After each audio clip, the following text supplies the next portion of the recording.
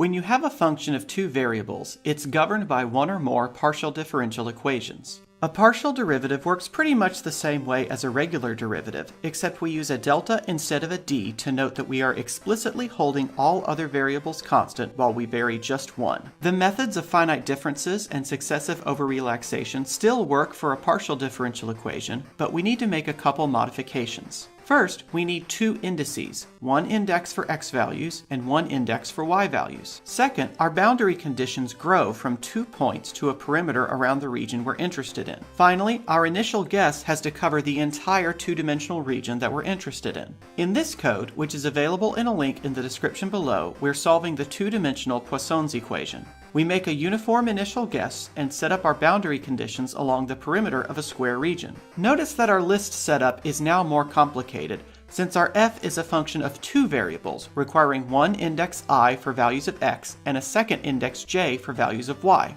Also, since GlowScript doesn't have a three-dimensional graphing tool, we're using spheres in the canvas environment as our data points. Feel free to modify this code to use your favorite three-dimensional graphing utility. Finally, we come down to the successive over relaxation loop, which is pretty much the same as last time, just with two loops and a longer difference equation. The program proceeds in the same fashion as before, creating a better guess with each iteration until a final answer is reached. You should now be able to use the method of successive over relaxation to solve a partial differential equation with boundary conditions. Use the code in the link in the description below to solve these sets of partial differential equations and boundary conditions. Next time, we'll look at how we can use finite differences to solve partial differential equations involving time as a variable.